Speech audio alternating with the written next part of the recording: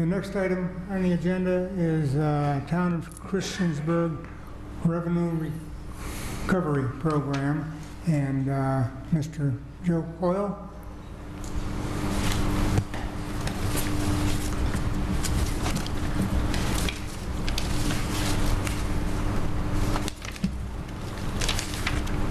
Mr. Chairman and members of the board, thank you for allowing me to come tonight and talk a little bit about revenue recovery. I really kind of got a twofold purpose. I want to describe for you where Christiansburg is in the process and why we're approaching revenue recovery, and also just to kind of give you some background on what revenue recovery is, what it isn't. Revenue recovery can become an emotional issue, and really want to put out the facts up front so people know what it is that we're trying to accomplish.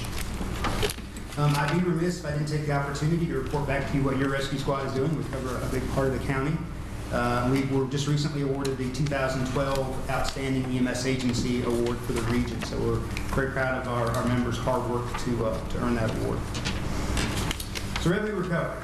When we talk about revenue recovery, I'll define that in just a moment. The important philosophy going forward for the town of Christiansburg is that we want to put outcomes before incomes. The goal of any emergency medical services revenue recovery program has to be to enhance patient care. That is at the root and the philosophical basis for doing revenue recovery. The focus has to remain on the patient. The focus can't be on the business aspect or how much money one can earn. So that is the philosophy we're taking as a department. It's the philosophy we're taking to our town council, and the philosophy we're working on going forward. It's outcomes before incomes, meaning simply we want good patient care, and that is the priority, no matter what kind of program we're using. So what is revenue recovery? It is simply the process of obtaining financial reimbursement for the cost of providing medically necessary ambulance transportation.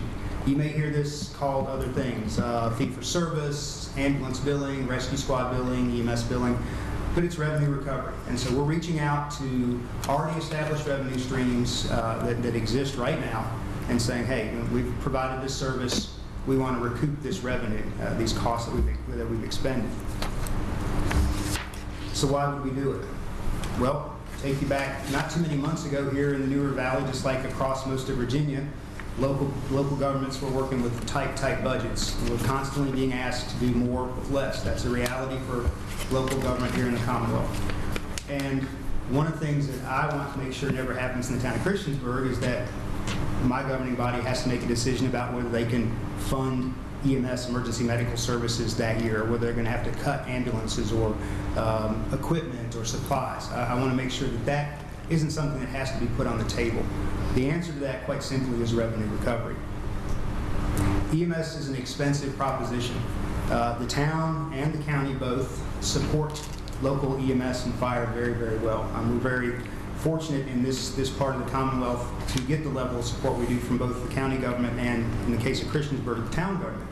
But EMS is expensive, and the costs continue to rise. An ambulance that cost a little over $100,000 10 or 15 years ago is bumping $180,000 now. And that doesn't include the equipment that goes in it. And I could go down the laundry list of the equipment. Cardiac monitors, $22,000 to $25,000. The stuff is very expensive. Costs are increasing. In order to be good stewards of taxpayer money, it is incumbent on us to reach out and find other revenue streams that can support emergency medical services. The nationwide statistic is that 5 to 8% of the population will use emergency medical services. 5 to 8%. So it really is good stewardship if we can identify a revenue stream that is attached to those people that are using the service. And that's what revenue recovery for EMS does.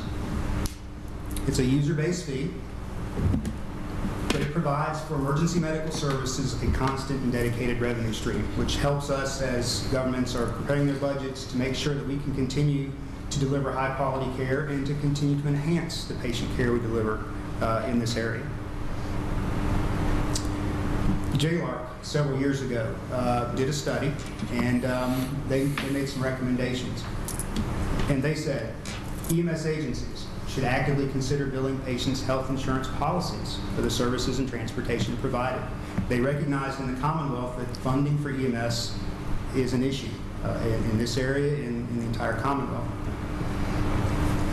And they went on to say that failure to recover that revenue simply leaves unclaimed the health insurance benefits for which most patients have already paid. And I'm going to talk a little bit more about that in a moment.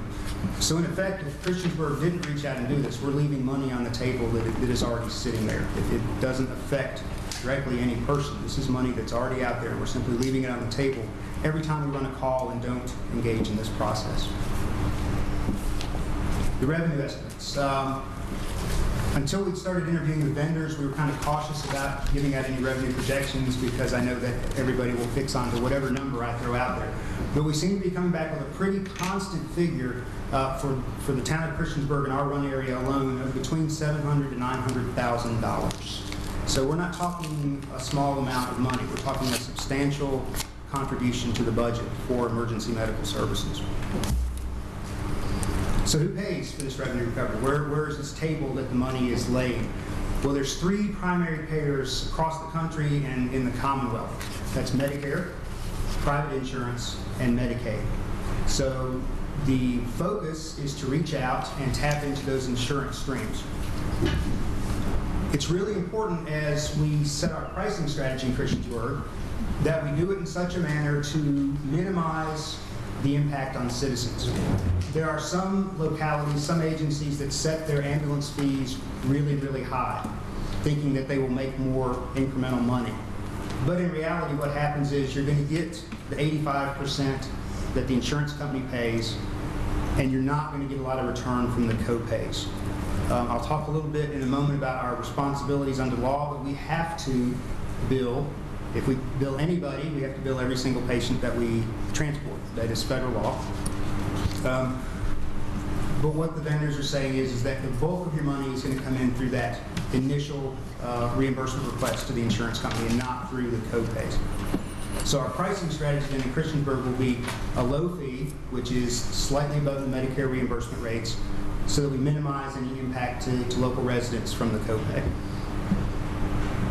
But what about those who don't have insurance? This is near and dear to my heart. I am first and foremost a paramedic. I became a paramedic because I like taking care of people, and that is my philosophy. And so I worry, what happens to people with no insurance?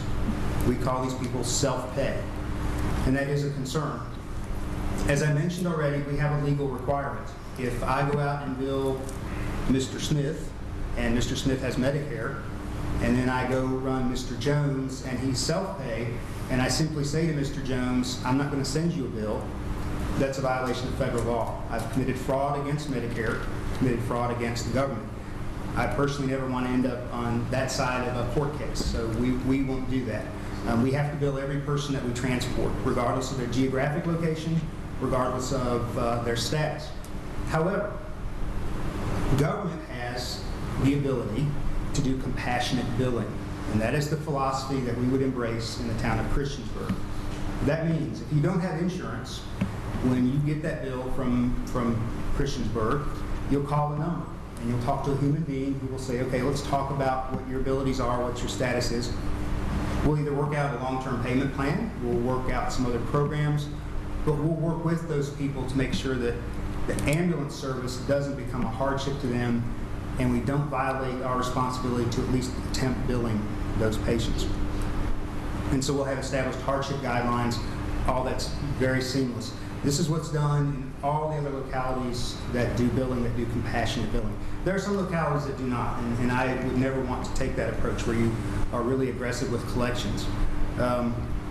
And so there are some localities that, will garnish wages, put people into collections, bad things. That is not a philosophy that we would ever want here in Christiansburg. So compassionate billing is what we would espouse, so that there's no concern to patients that they shouldn't call 911 if they need an ambulance.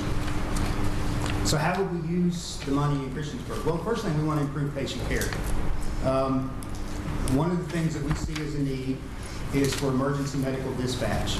And the reason that's listed on there, even though that's not a traditional EMS function, emergency medical dispatch helps get the right people to a patient. It helps us send the right equipment. It helps us prioritize calls.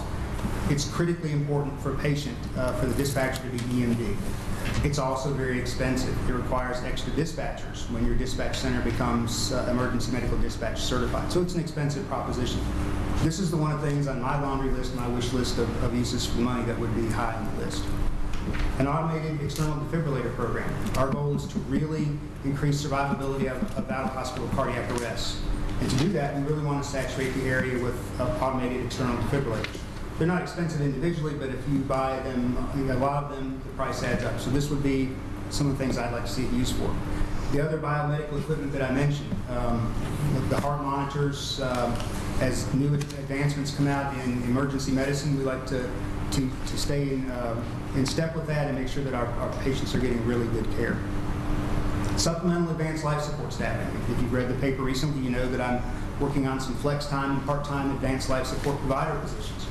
And right now in Christiansburg, our membership is actually booming. We actually have increased our roster at the rescue squad phenomenally in the last 12 months.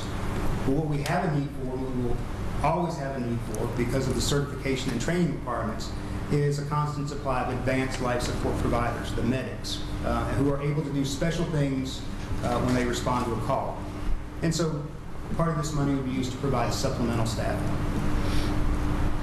The ongoing support. Training is another one of those increasing costs. In order to get certification in Virginia, you have to take more hours now, and in order to keep your certification at every level, it takes more hours. And those hours cost money to provide the classes. Vehicle replacement, equipment maintenance, replacements, things like that. Very, very expensive in EMS. Some additional service enhancements. Enhancements to our radio system here in the Valley, so that we have better intercommunication, interoperability between agencies. Long term, the Town Council is interested in establishing at least one satellite station, and that's designed to decrease response times. Over the long term, this money could also be used to help with projects such as satellite station. So I took a look at the region to see how we stacked up and to see whether this was something that would make us kind of out of step with our partners. So I looked to the northeast and some of the bigger localities in the Roanoke City, Roanoke County area. All the localities shaded in green do some form of revenue recovery, whether it's the locality officially does it or their EMS agencies or their private nonprofit rescue squads do it. But in some form, all of these localities engage in revenue recovery. If we look out to the west, same thing. We find it out towards Wythe, Carroll, Grayson, Galax.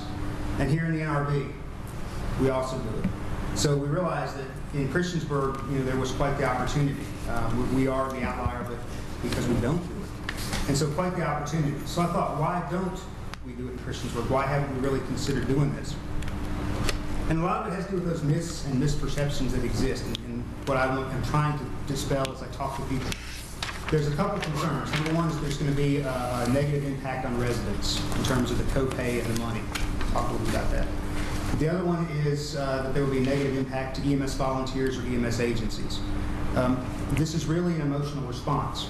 So I'll take just a second, I'll tell you about one agency's experience. My background, back in the late 90s, up through the early 2000s, I was the chief of an agency, a nonprofit rescue squad, in a locality just to the east of us.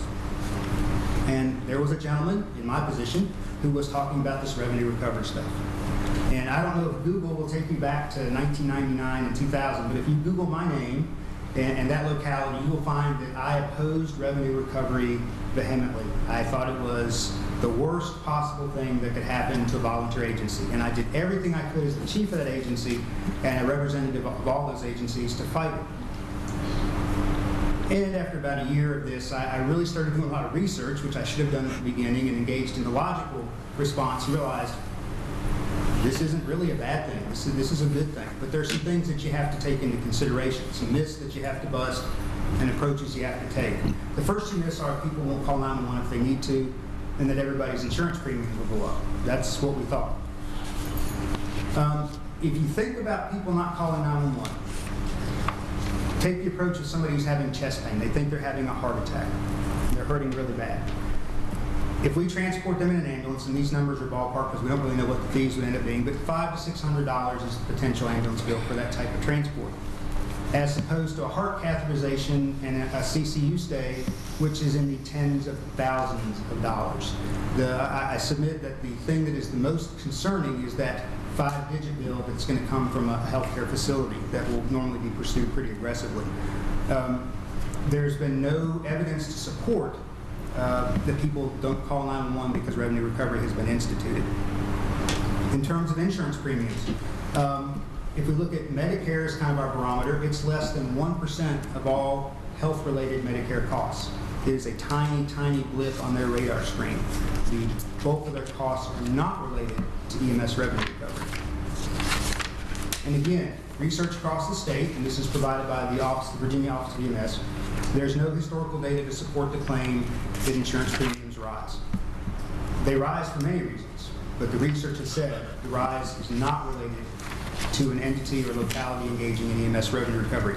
It is due to things such as the economy in general, the patient's family size, health status and age, things like that, not due to EMS revenue recovery. There's concern that volunteer agencies would be impacted because they would lose donations revenue. Again, information from the Office of EMS says this doesn't happen. Our experience at agency of which I was the chief, it didn't happen. Our donations did not go down. However, based on the amount of revenue that can be generated in this decade, it far exceeds what most agencies would ever dream of getting in donated revenue. So that can always be offset with the revenue that's generated. Loss of volunteer membership is one of the biggest concerns. And from my perspective as a chief back in 1999 and 2000, I was worried that my members would quit, that the agency would fold, and we would no longer be able to do volunteer emergency medical services. And there was a couple specific refrains that I kept hearing. We can't do this because volunteers don't charge. We don't charge our neighbors to take care of them. Well, the truth of the matter is, the hard truth is that people volunteer, but agencies do not. It is very expensive. At the end of the day, an agency, whether it's local government, a nonprofit, has to pay the water bill, the electric bill, has to pay the fuel for the vehicles, the insurance. The insurance, as you very well know, is very expensive. We have to pay for the vehicles. A myriad of things have to be paid for. It's very expensive. At the end of the day, people can still volunteer. I still volunteer with that agency. I'm still a very active volunteer. And the fact that I've been filling out the forms now for over a decade for revenue recovery there didn't change my status one bit. I'm still very happy and very comfortable being a volunteer there. But the agency is getting its expenses covered. Too much extra work was the other concern.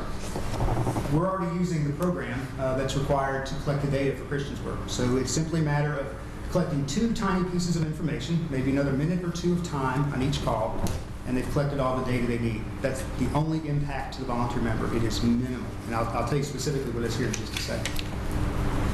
The big one, though, this is the one that I have to deal with internally with the agency, and that any locality that would want to start doing this has to deal with this. The perception from volunteer members or agencies that they are trying to be gotten rid of. That's a very real fear. It's an emotional fear. And the reality of it is, if a locality or a department or an agency is committed to volunteerism, it's not going to happen.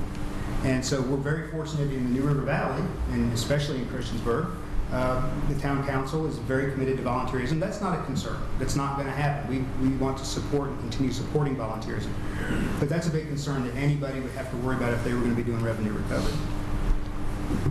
These are some of the reasons volunteers actually leave their agencies. Poor agency leadership, a leadership attitude that if revenue recovery comes in place, that the leader is very derogatory towards it and doesn't explain it well and doesn't take time to work with people, then people would leave the agency. In general, increasing work and family commitments, EMS is increasingly high-tech, so a lot of folks just are not wanting to learn the technologies that are necessary. And as I said before, the time commitment to become and remain certified. The way we have envisioned our program is designed to be minimal impact on the members. We want to make sure there are no scene confrontations. So we're working on a PR campaign. We've been sending out the flyers to utility bills. It's been on our Facebook. We've been doing public information sessions. We want people to know up front what is and isn't the truth, that we're not going to be doing hard billing and sending people into collections. There should be minimal impact. And you should always call 911 if you need to be transported. Our pricing strategy, as I mentioned, is designed to keep the impact from copays at a minimum. And very importantly, a provider that comes to someone's house isn't going to have a clue whether that person has paid bills or not paid bills for EMS revenue recovery. That information is sheltered from the people that are running the calls. They just simply will not have access to that information. So if they go to Mrs. Smith's house and she never pays her bill, and they're not going to know that. It's simply not part of their mix, to avoid that confrontation. So the process, very quick. The items that are starred are the only things that will have to be done different from the perspective of the volunteer EMS provider out in the field. We run the call like we normally do. We obtain the patient's signature. That's one of the differences. We obtain their insurance data, and that can either be done from the patient, or normally we will get it from the hospital. We have good relationships with the hospital, and they'll give us a face sheet that has that information. The call gets posted electronically, just like we do now. The vendor reaches out, grabs that data. They send the bill out to the insurance. The patient will get an explanation of benefits, and then they may or may not have a copay depending on their individual circumstances. So where we are right now, we are in the process of interviewing vendors. It is most appropriate to use a vendor to do revenue recovery because it's a very complex billing system, and there's a lot of laws that you have to be aware of, and if you don't follow those, you end up on the wrong side of the judge, and we certainly don't want to do that.